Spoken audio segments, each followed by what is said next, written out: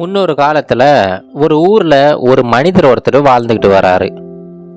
அந்த மனிதருக்கு எப்போவுமே அதிகப்படியாக கோபம் வந்துக்கிட்டே இருக்கு. அது தவறு அப்படிங்கிறது அவருக்கே தெரியுது. ஆனாலுமே அவரை மீறி பல இடங்களில் அதிகப்படியாக கோபப்பட்டுறாரு. இதனால என்ன ஆகுதுன்னா, தினம் தினம் அவருடைய வாழ்க்கையில் பிரச்சனையாகவே போய்கிட்டு இருக்குது. வெளியில் மட்டும் கிடையாதுங்க, அவங்க குடும்ப உறுப்பினர்கள் கிட்ட கூட அந்த கோபம் அதிகரிச்சுக்கிட்டே போகுது. யாராவது ஒருத்தர் சின்ன தவறு செஞ்சால் கூட இவருக்கு அதிகப்படியாக கோபம் வந்துடுது. சின்ன சின்ன விஷயத்துக்கெல்லாம் அதிகமாக கோபப்பட ஆரம்பிச்சிட்டாரு. இதனால் இவருடைய உடல்நிலையும் சரியில்லாமல் போயிடுச்சு, இவருடைய மனநிலையுமே சரியில்லாமல் போயிடுச்சு. இப்போது இந்த கோபத்தை எப்படி கட்டுப்படுத்துறது அப்படின்னு சொல்லிட்டு பல பேர்கிட்ட ஆலோசனை செய்கிறாரு. நிறைய பேர் நீங்கள் மருத்துவர்கிட்ட ஆலோசனை செய்யுங்க அப்படிங்கிறாங்க. ஒரு சிலர் நீங்கள் யோகா பண்ணுங்க அப்படிங்கிறாங்க.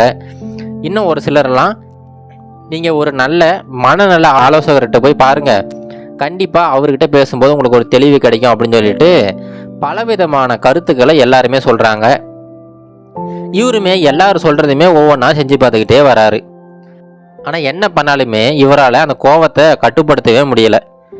ஒரு கட்டத்தில் ரொம்ப எல்லை மீறி அவருக்கு கோபம் வர ஆரம்பிச்சிருச்சு. யாருக்கிட்டையுமே சரியாக பேசுறது கூட கிடையாது. மற்றவங்கெல்லாம் இவரை பார்த்தா எல்லாருமே ஒதுங்கி போக ஆரம்பிச்சிட்டாங்க. இப்போ ரொம்ப தனிமையாக இருக்கிற மாதிரி உணர ஆரம்பிச்சிட்டாரு.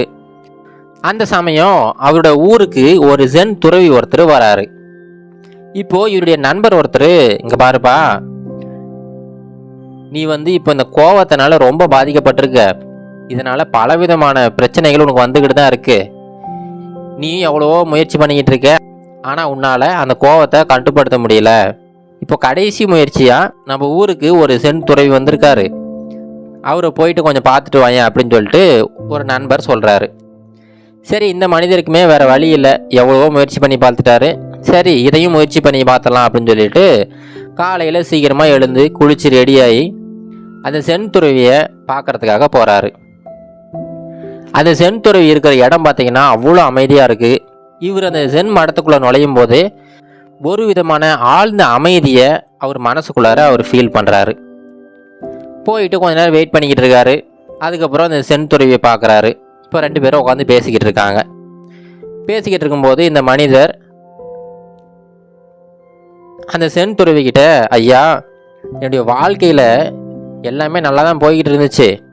ஆனால் எப்போ அந்த கோபம் அப்படிங்கிற எனக்குள்ளே வந்துச்சோ அப்பையிலிருந்து என் வாழ்க்கையில் பிரச்சனைகளாகவே தான் இருக்குது.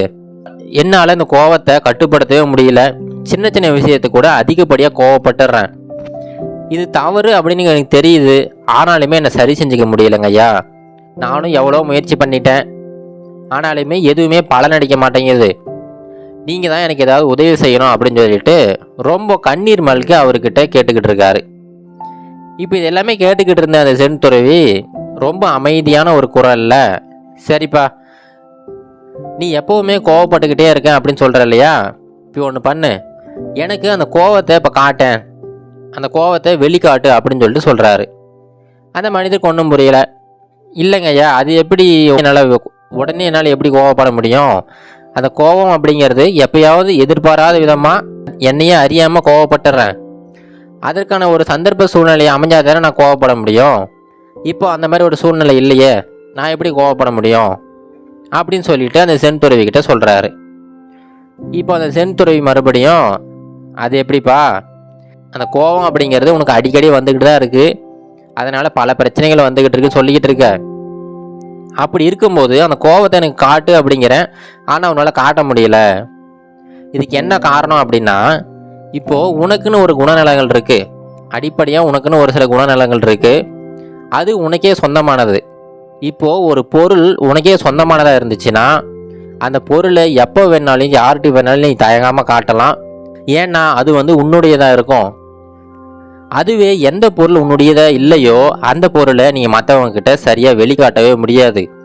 அதுபோல தான் அந்த கோபம் அப்படிங்கிறது உன்னுடைய அடிப்படை குணநலனே கிடையாது. அது எப்பயாவது உனக்கு வந்து போய்கிட்டு இருக்கு. அதனால தான் நான் இந்த கோபத்தை வெளிப்படுத்து, கோபத்தை எனக்கு காட்டு அப்படிங்கும்போது உன்னால் அந்த கோபத்தை காட்ட முடியலை. அதனால் எப்பயோ வந்து போகிற அந்த கோபத்தை வச்சுக்கிட்டு உன் வாழ்க்கையை நீ ஏன் கெடுத்துக்கணும்? அந்த கோபத்தினால என்னென்ன விளைவுகள் வருதுன்னே உனக்கு தெரிஞ்சிருச்சு. அந்த கோபம் உன்னுடையது கிடையாது அப்படிங்கிறதையுமே நீ புரிஞ்சுக்கணும். அதை புரிஞ்சுக்கிட்டீங்கன்னா கண்டிப்பாக அடுத்த முறை நீ கோவப்படும் போது கொஞ்சம் நிதானமாக இருப்ப. அது நாளடைவில் அது அப்படியே உனக்கு பழக்கமாக மாறிடும். அப்படி பழக்கமாக மாறிடுச்சுன்னா கண்டிப்பாக அந்த கோபம் அப்படிங்கிறது உன்னுடைய கட்டுப்பாட்டில் இருக்கும். அதனால் மற்றவங்களும் பாதிக்கப்பட மாட்டாங்க, நீயும் பாதிக்கப்பட மாட்ட. அதனால் எதை பற்றியும் கவலைப்படாமல் தைரியமாக போப்பா அப்படின்னு சொல்லிட்டு அந்த மனிதருக்கு ஒரு நல்ல அறிவுரையை சொல்லி அங்கேருந்து அனுப்பி விடுறாரு.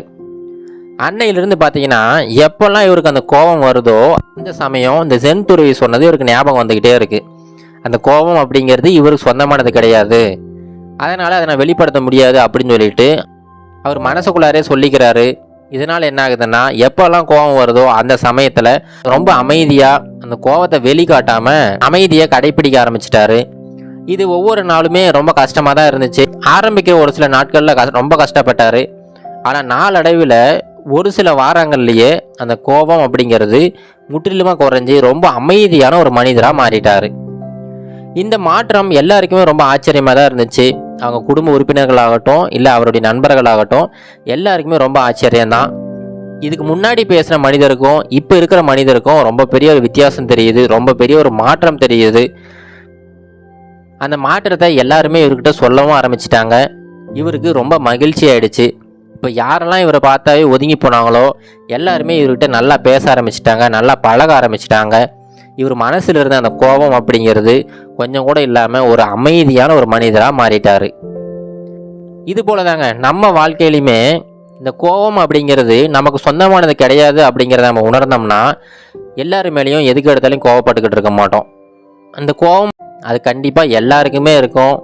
அது மிருகங்கள்லேருந்து மனிதர்கள்லேருந்து எல்லாருக்கிட்டையுமே அந்த கோபம் இருந்துக்கிட்டு தான் இருக்கும். எப்படி நீங்கள் அதை வெளிப்படுத்துறீங்க அப்படிங்கிறதுல தான் அந்த கோபத்தினால வர நன்மைகளும் தீமைகளும் அமையுது. அதனால் இதுக்கப்புறம் நீங்கள் ஏதாவது ஒரு சூழ்நிலையில் ரொம்ப அதிகப்படியாக உங்களுக்கு கோபம் வந்துச்சு அப்படின்னா இந்த கோபத்தினால வர விளைவுகள் என்னென்ன அப்படின்னு சொல்லிட்டு கொஞ்சம் யோசிச்சு பாருங்கள். இந்த கோபம் அப்படிங்கிறது உங்களுடைய ஒரு அடிப்படை உணர்ச்சியே கிடையாது, அது உங்களுடைய குணநலனே கிடையாது அப்படிங்கிறத நீங்கள் உணருங்க. இந்த மாதிரி நீங்கள் உணர்ந்தீங்கன்னாவே போதும், கொஞ்ச நேரத்தில் அந்த கோபம் அப்படிங்கிறது கொஞ்சமாக குறைய ஆரம்பிச்சிடும்.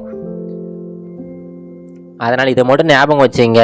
அதிகப்படியான கோபப்படுறது உங்களுக்கும் நல்லதில்லை, உங்களை சார்ந்தவங்களுக்கும் நல்லதில்லை. உங்கள் கோபத்தை கட்டுப்பாட்டில் வைங்க. எல்லாருமே மகிழ்ச்சியாக இருப்பாங்க, நீங்களும் மகிழ்ச்சியாக இருக்கலாம்.